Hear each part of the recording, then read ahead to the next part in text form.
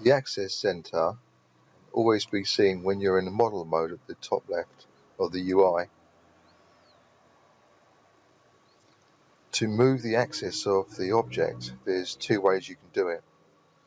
The first way is activated by the L key, and it's located over here, called the Axis Modification. When you click on this, you're able to move the axis of the object. By doing this, you can disable it, and the axis of the object then remains the location that you put it. This is handy if you want it to have a particular access point where you want to rotate or manipulate from. In this particular case, I've just clicked on the edge. You can see here that the axis has jumped to that edge. It will work exactly the way, same way with selecting on a vert. Then when you disable the axis modification tool, you're then able to manipulate the whole entire object based upon that axis.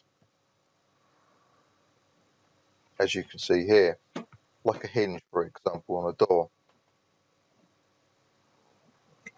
You can also use the axis modification in a component mode like points, edges, and polygons. For instance, if I selected this polygon, you can clearly see that the axis is centered in the middle of the selection. If while this component type is selected, I enable the axis modification tool, again I'm able to select a particular edge in order to manipulate that polygon from that particular point. This, however, is a temporary solution for manipulation only, and it will not remain there. But it's handy again to work on a particular edge or an access point. As soon as you select another area of the model, it will reset the axis center again. But that's something that's handy to know if you want to quickly and temporarily place the axis center for the component modes, just so you can manipulate them. You can also right click on the handles, and this will open up the options that you have for component mode. So you can see here that the axis center is being placed based on selection and the axis of the individual polygon. Normal mode is another popular one that you would probably often use. This makes sure that it aligns at the normal of the selection. So if you find that for some reason that it doesn't, then that would be the option for you. You would select normal, and it will make sure that the alignment is at the normal of the polygon that you've selected. This again is particularly ideal if you want to extrude directly out from a face without manipulating its angle. Whenever you want to view the axis of the model itself, you must be in model mode. You'll notice here that my axis is not in the center. So the quick way to get it into the center is to use the other method of adjusting the axis center. The other method is found in the mesh menu under the axis center, and it's given us some presets already here. Well, one of those right at the very top is probably the most common one, and that is to bring the tool to the center of the object. However, you can see, although it's brought it to the center of the object, you can see that the rotation is off at the moment. This could be for the fact that when we made some adjustments before, that it's rotated the handles, in which case you would have to go down and change some things within the settings of the axis center. So in that particular case, you would select the axis center and open it from here. And you're presented with various options.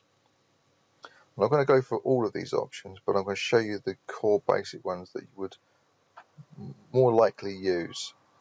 Now, in all particular cases, whenever you make an adjustment to something in here, you can execute it and it won't close down. It means you can go back and try different options.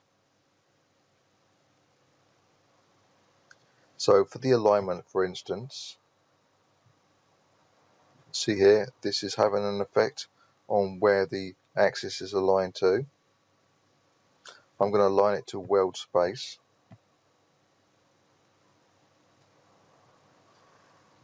Often the case when I'm working on characters, I may want the axis center to be at the feet of the character. So what I would do is I would bring the y-axis down to -100, then execute it, and it will put it directly at the bottom of the object.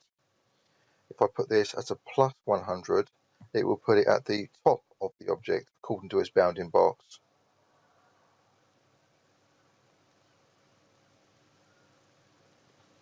I'm going to zero this out and then execute that.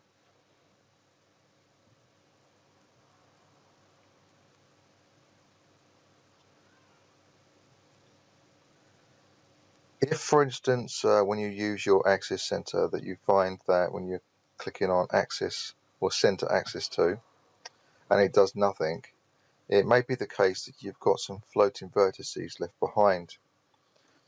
To demonstrate this, I'm just going to quickly extrude a couple of times. I'm going to use the expand selection, U and Y, and then I'm going to delete this.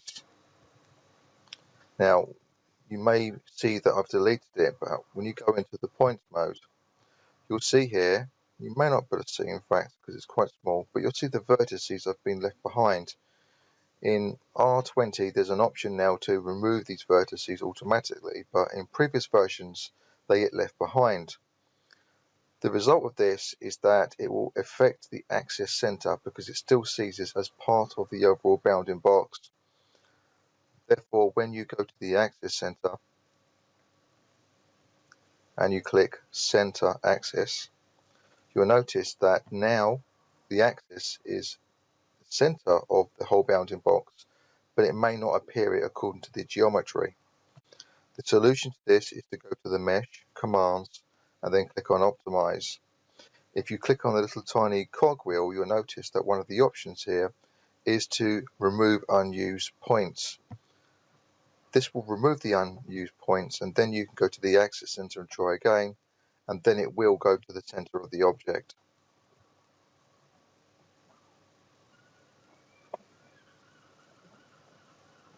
I hope you found this little video helpful and bring you up to date with how you use the axis center in general.